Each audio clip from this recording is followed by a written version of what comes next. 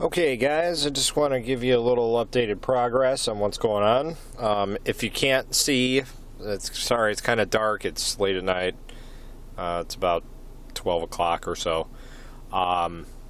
If you can't see, I have tons of wires everywhere. I pretty much literally just cut up that Spec B harness I was talking about and just kind of ghetto rigged everything. As you can see, here's just to show you off the bat here, here's two wires just kind of pinned into what would be the connector for the front cigarette lighter and the pockets, as they call it. I do have my clock set up here. I'm actually not using any of the connectors from the clock itself, although I might, just for the fact that most of the connections are there. And this I really won't be using much until I get my JDM kit to put it where the cigarette lighter is going to be.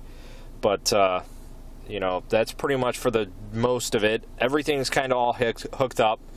I did have to grab 3 wires in the back here. You can kind of see them twisted up there in the back behind the clock.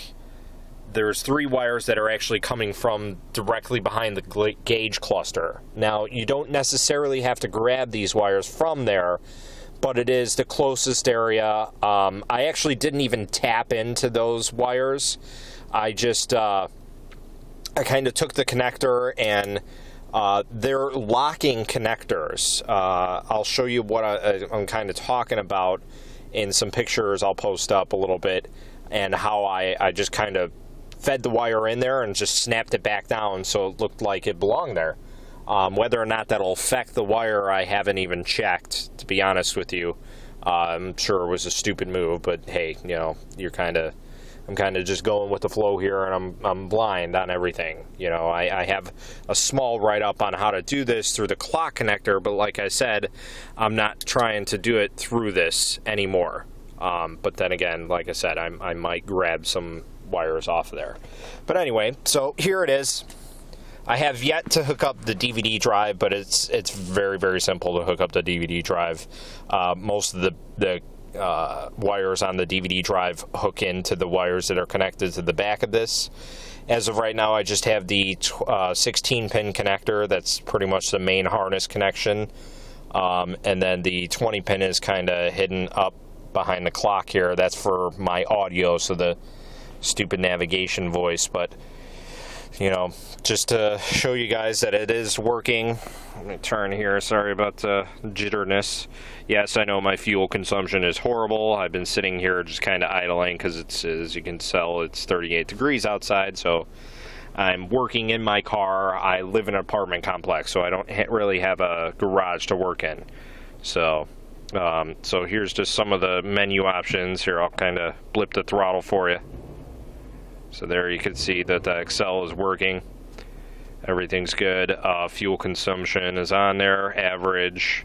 So maintenance schedules, you can input whatever you want on there. Calculator, really, I don't think I'll ever use that, but it's cool to have. Then you have our set thing. Now, pretty much all these work. The beep, on off for your clicker, clock, outside temperature, that's the stuff up here. You can change that to whether or not it be on. The display time, I have no idea what that is. I couldn't even tell you. I have no idea. This is to calibrate the screen. As you can see, it's got like a little touch there. This is for auto lock. Unfortunately, this feature does not work. I'm kind of disappointed in it, because that would be definitely a cool feature to have in case I forget to lock my car or something. You know, it would automatically lock. Lights on, again, that's a lock signal, beep on, lock signal. Let's see, actually, I'm sorry, the beep here is for the beep, like if you press any of the buttons down here or anything like that, it'll go beep, beep, and such. Over here you have your key alert. That pretty much lets you know that the key is in the ignition. I might actually disable that because that's kind of annoying when I have the door open. Room lamp, I have that on long. You could set it to normal or short. I have it long because I like to have mine on. defrogger or de-icer, you could have those both continuously on or just on like they would normally be, 15 minutes, and that's it. And then that's pretty much it. You could press the reset button to get all the factory settings, and that's it for the most of it. I will have the DVD drive set up so you guys could see these buttons as well, so hopefully I'll have that next time. This is for the brightness setting over here on the right. Once you click that, you'll see it go into here. This pretty much tells you like how bright your screen is going to be and such.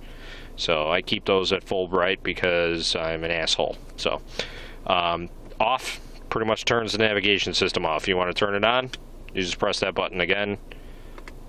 Information is where your info is. I will tell you that I'm going to probably do a workaround for this because when you're driving, most of these information displays are not available when you start driving. So once it senses speed going, it's like, hey, no, we can't have you touching things. So, and I don't particularly like that. So this is just like a small update for you guys. Like I said, I'm going to try and have this all wired in factory, as close to factory looking as possible by Christmas. So that way it's kind of like a Christmas present to everybody. So I hope you guys enjoyed this little video of just kind of seeing my clusterfuck of wires. Pardon my French, but that's literally what it is. So hopefully by the next time you see it, I'll have a more detailed write-up of how to wire in everything and make it look nice and purty. Okay, so hope you guys enjoyed. I'll see you on the flip side.